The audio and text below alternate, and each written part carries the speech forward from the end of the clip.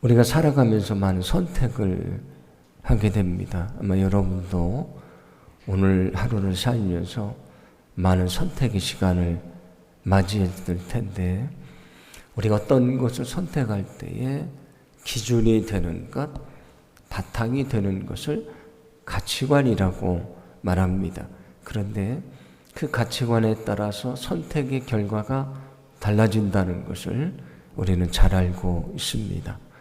오늘 말씀은 우리가 하나님이 원하시는 믿음의 인생, 믿음의 길을 가야 되는데, 그 순간마다 우리가 무엇을 선택하며 살 것인가를 말씀해 주시는데, 몇 가지 말씀을 통해 은혜를 좀 나눠 보려고 합니다. 우리가 잠언 말씀을 나눌 때 계속해서 말씀했던 것이 지식, 지혜, 명철이라는 것이었습니다. 제가 잠언을 시작할 때 이 세 가지 정의를 말씀드린 적이 있는데, 지식은 어떤 것을 아는 것을 말하고요, 지혜라고 하는 것은 마치 그 숙련공처럼 오랫동안 그 항해를 했던 항해사처럼, 항해사가 배를 운전하다 보면 갑자기 돌발 상황이 생기지 않습니까? 그때에 잘 대처하며 살아가는 능력을 말합니다. 그것을 성경은 지혜라고 말합니다. 그리고 명철을 말씀을 하는데, 우리가 살다 보면 시간을 두고 결정해야 되는 것도 있습니다만은, 어떤 것은 바로 지금 선택하고 결정해야 되는 아주 급한 것들이 있습니다. 그것을 잘 선택하는 것을 성경은 명철이라고 말합니다. 우리가 살면서 많은 것을 선택하며 살아가야 되는데, 특히 방금 말씀드렸던 것처럼 우리가 정말 급박하게 선택을 해야 하는 일들이 생기지 않습니까? 그때 중요한 것은 명철이라는 것입니다. 그래서 오늘 성경도 우리에게 이렇게 말하는데, 16절은 명철의 길을 떠난 사람은 사망의 회중에 거하리라 말씀을 합니다. 여기 명철의 길을 떠난 사람은 멸망의 길을 가게 될 것이다 라고 말씀을 합니다. 매 순간 선택할 때에 우리가 온전히 선택하지 않으면 결국 그는 멸망이 이르고 만다, 그런 말씀이 됩니다. 그런데 성경에서 계속 말씀하는 이 지식이나 지혜나 명철이라는 것은 우리에게서 오는 것이 아니고 하나님이 주시는 것이라고 말씀해 주십니다. 하나님이 우리에게 주시는 것인데 어떻게 그것을 얻을 수 있는가? 우리가 잠언을 시작할 때 나눴던 말씀인데, 잠언 1장 2절부터 4절 말씀입니다. 함께 봉독합니다. 이는 지혜와 훈계를 알게 하며 명철의 말씀을 깨닫게 하며 지혜롭게 공의롭게 정의롭게 정직하게 행할 일에 대하여 훈계를 받게 하며 어리석은 자를 슬기롭게 하며 젊은 자에게 지식과 근신함을 주기 위한 것이니. 아멘. 여기 말씀을 보시면 이는이라는 것은 잠언, 하나님의 말씀을 말합니다. 하나님의 말씀이, 오늘 말씀을 보시면 여기 2절 말씀에 지혜도 주고 명철도 준다고 말씀하고요, 4절을 보면 지식도 가져다 준다, 그렇게 말씀을 합니다. 우리가 이 세상을 살아가는데 지식도 있어야 되고 지혜도 있어야 되고 명철함도 있어야 되는데, 이것이 어디에서 오는 것인가? 잠언, 하나님의 말씀을 통해 오는 것이라고 말씀해 주십니다.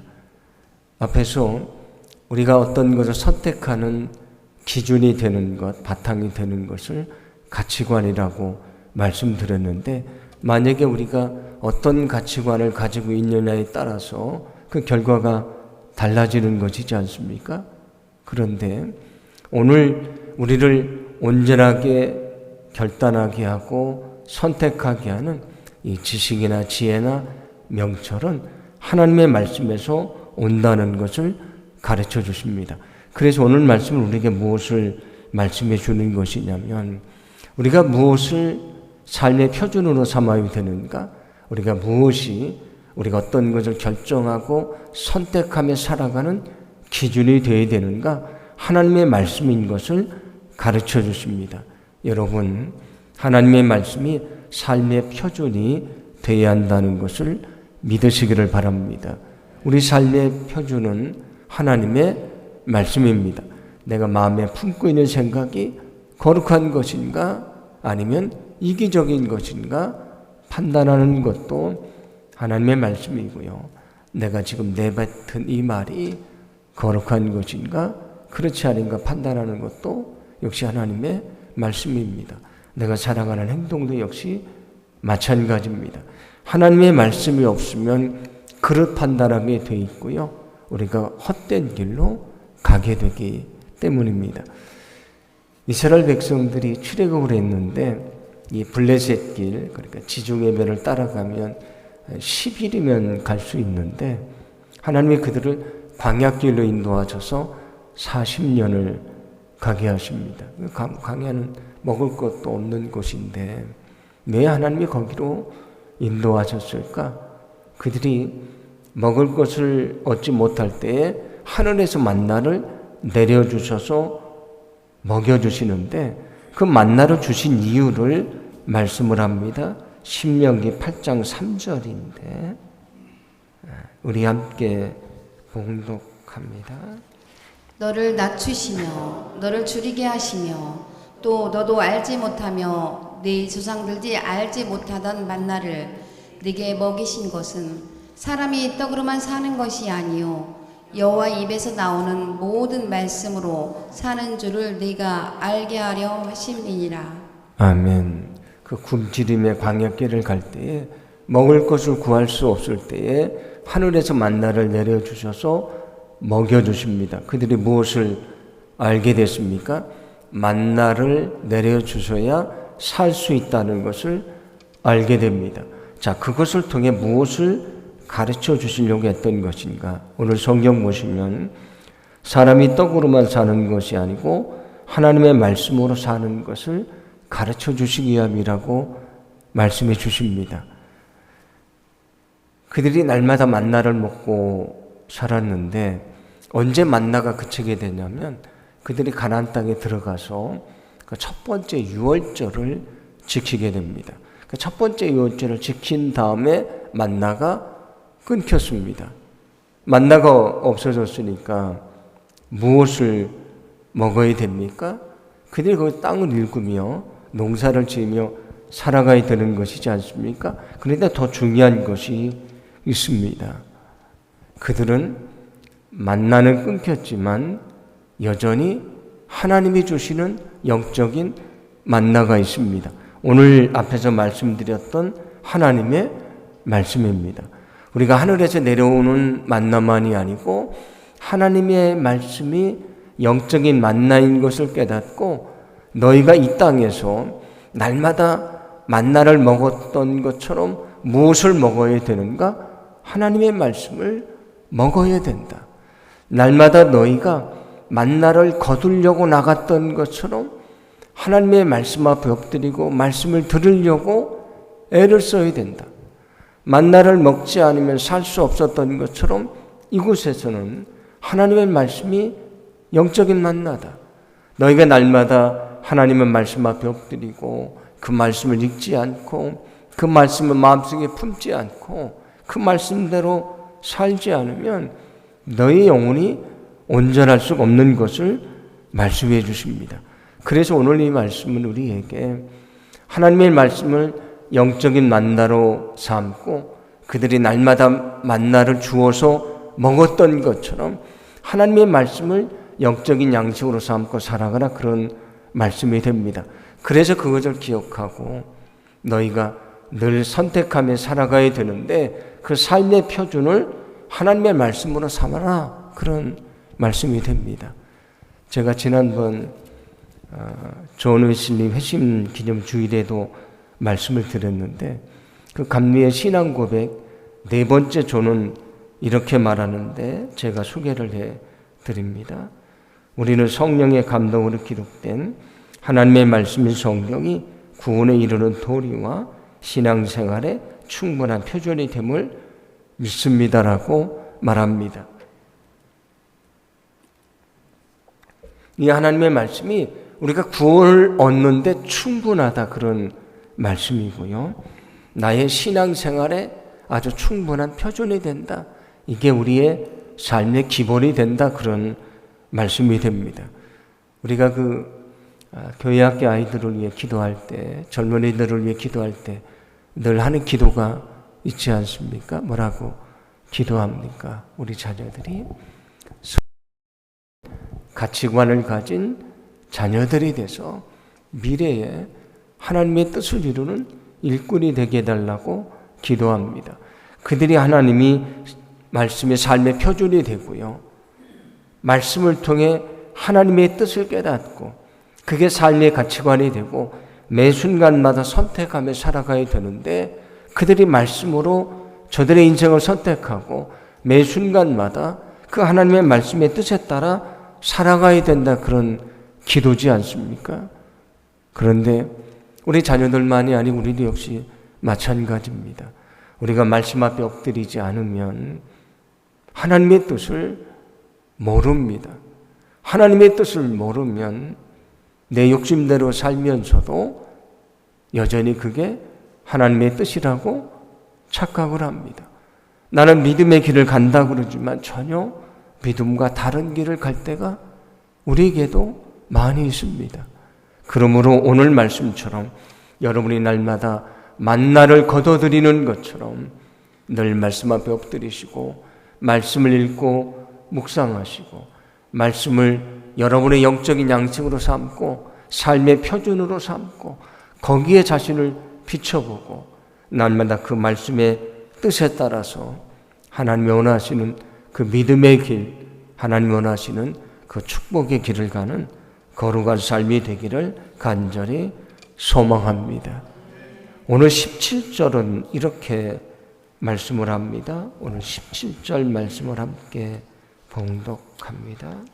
연락을 좋아하는 자는 가난하게 되고 술과 기름을 좋아하는 자는 부하게 되지 못하느니라. 아멘. 여기 연락을 좋아하는 자라고 말하는데 연락은 뭘 말하냐면 세상의 쾌락을 말합니다. 결국은 쾌락을 즐기다가 그가 가난하게만 되는 것이 아니고요. 그가 하나님 앞에 큰 죄를 범하게 되지 않습니까? 여기 술과 기름을 좋아하는 사람, 먹고 마시는 것에 마음을 빼앗기는 사람은 온전한 인생을 살 수 없다고 말씀을 합니다.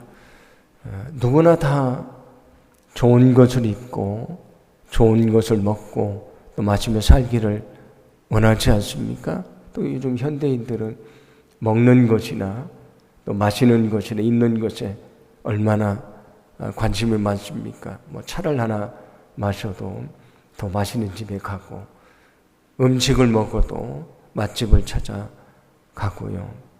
또 우리가 어디 가면 늘 검색을 하면서 그 맛있는 집을 찾지 않습니까? 옷도 역시 마찬가지입니다. 더 좋은 옷, 아름다운 옷을 입으려고 합니다.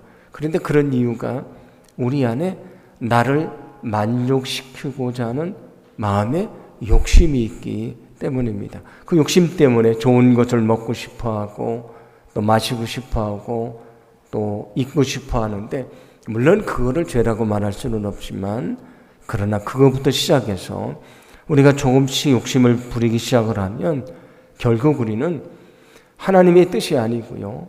내 욕심을 따라서 내 생각을 따라 살아가게 된다 그런 얘기입니다. 그래서 오늘 성경은 세상의 쾌락을 좋아하는 사람, 먹고 마시고 즐기는 것, 이것에 관심을 두는 사람은 욕심을 따라 살아가는 사람이고 욕심을 따라 살아가면 결국 그는 죄를 범하고 하나님 앞에 멸망을 받을 수밖에 없다는 것을 말씀해 줍니다. 오늘 말씀은 우리에게 우리가 매 순간 살아갈 때 우리의 욕심을 따라 살지 말아야 된다는 것을 가르쳐 주시는 것입니다. 여러분, 우리가 욕심을 따라 살지 않게 되기를 간절히 소망합니다. 세상에 욕심이 없는 사람이 어디에 있습니까? 다 욕심이 있습니다. 전에도 말씀드렸던 것처럼 어린아이가 태어날 때 손을 꼭 쥐고 태어나는데 왜 그러냐 그랬더니 걔도 뭔가 좀 가지려고 하는 욕심을 가지고 뭔가 지려고 태어납니다. 그 뭔가 가지려고 일생을 살아갑니다. 그 욕심을 채우려고 살다가 그가 나중에 죽게 되면 어떻게 됩니까? 죽을 때는 손을 쥐지 않고 손을 펼치고 죽습니다. 왜냐하면 아무리 쥐려고 해도 질 수가 없는 것이고요. 우리가 세상을 떠날 때는 아무것도 가지고 갈 수가 없는 것입니다. 근데 사람들은 자기 욕심대로 살아갑니다. 그래서 성경도 욕심의 위험성을 말합니다. 야고보서 1장 15절인데 욕심이 잉태한 적 죄를 낳고 죄가 장성한 적 사망을 낳느니라 말씀을 합니다. 욕심이 죄를 낳고 죄가 멸망에 이르게 한다고 말씀하고요. 골로새서 3장 5절을 보시면 탐심은 우상 숭배라고 말합니다. 욕심 부릴 수 있지요. 근데 그 욕심 때문에 하나님의 뜻을 거스르게 됩니다. 욕심 때문에 하나님을 저버리게 됩니다. 욕심 때문에 하나님을 등지게 됩니다. 그러니까 욕심이 하나님보다 앞서면 그게 우상이 되지 않습니까? 그래서 성경은 탐심이 우상 숭배라고 말씀해 줍니다. 우리는 누구나 욕심을 가지고 있으니까 뭐 그렇게 살 수 있지라고 생각하지만 그렇지 않습니다. 나의 작은 욕심이 하나님의 뜻을 거스리고요. 나도 모르게 하나님을 외면하는 우상 숭배자가 될 수 있다. 그렇게 성경은 말씀해 주십니다. 하나님이 그 여리고성을 칠 때에 전리품을 다 금은 동철 같은 전리품들을 다 하나님께 바치라고 말씀을 하셨는데 그 아갈이라는 사람이 어떻게 합니까? 은과 금과 외투를 숨겨 놓게 되지요. 결국 그는 그것 때문에 그는 죽임을 당하고 말았습니다. 근데 그것만이 아니고요. 그가 그 죄를 져서 그 다음에 아이성을 이스라엘 민족이 패배를 하게 되지 않습니까? 자기만 죄를 지은 게 아니고 민족이 전쟁에 패배하고 말았습니다. 그의 욕심이 이런 결과를 가져옵니다. 또 성경을 보시면 그 아람 사람 나아만이 엘리사에게 찾아와서 그가 그 나병의 고침을 받게 되지 않습니까? 근데 그는 재물도 많으니까 사례를 하려고 하는데 엘리사가 받지를 않습니다. 근데 그의 사환이었던 게하지가 보니까 욕심이 생겼습니다. 그래서 나아만을 쫓아갑니다. 그래서 뭐라고 거짓말을 하냐면 장군님, 우리 선생님이 우리 장군님에게 장군님이 주시는 것을 받아오라고 했다고 거짓말을 하고요. 2달란트와 옷 2벌을 받았다고 말하거든요. 그래서 성경을 보면 그가 나병에 걸리게 됐다고 말씀을 합니다. 인간이 욕심을 가지면 죄를 짓게 됐고요. 그리고 하나님을 거역하게 된다 말씀을 합니다. 오늘 26절은 이렇게 말씀하는데 우리 함께 봉독합니다. 어떤 자는 종일토록 탐하기만 하나 의인은 아끼지 아니하고 베푸느니라. 아멘. 어떤 사람은 늘 탐하기만 합니다. 자기 욕심대로 살아갑니다. 물건에 대한 욕심만이 아니고 생각에 대한 욕심도 있지 않습니까? 우리가 사람들과 격렬하게 싸우는 이유가 무엇입니까? 생각에 대한 욕심이 있어서 그렇습니다. 그런데 늘 우리는 욕심을 부리며 살아갑니다. 그런데 어떤 사람들은 늘 탐하기만 하지만 의인은 아끼지 아니하고 베푼다고 말합니다. 주님이 뭐라고 말씀하셨습니까? 너희는 무엇을 먹을까? 무엇을 마실까? 무엇을 입을까 염려하지 말아라. 다 이방인들이 하는 것이다. 너희는 먼저 그의 나라와 그의 의를 구하라 말씀을 하십니다. 우리에게 정말 중요한 것은 내가 더 좋은 것을 먹고 좋은 것을 마시고 좋은 것을 입는 나의 욕심을 채우는 것이 아니고 하나님의 뜻, 하나님의 의를 구하는 것입니다. 우리가 인생을 살아가는데 많은 선택의 순간이 있다고 했는데 나의 욕심을 위한 선택이 아니고요. 하나님의 뜻을 선택하고 하나님이 원하시는 길을 가는 저와 여러분의 삶이 되기를 간절히 소망합니다. 오늘 성경은 바로 그 삶이 하나님이 원하시는 믿음의 길이라고 우리에게 가르쳐 주고 계십니다. 오늘 30절은 이렇게 말씀을 합니다. 제가 읽어드립니다. 지혜로도 못하고 명철로도 못하고 모략으로도 여호와를 당하지 못하느니라. 아멘. 인간의 지혜나 명철이나 인간의 어떤 계획이나 그런 묘안으로 하나님을 당할 수 없다라고 말합니다. 왜냐하면 하나님의 지혜와 능력은 우리와 비교할 수가 없는 것이기 때문입니다.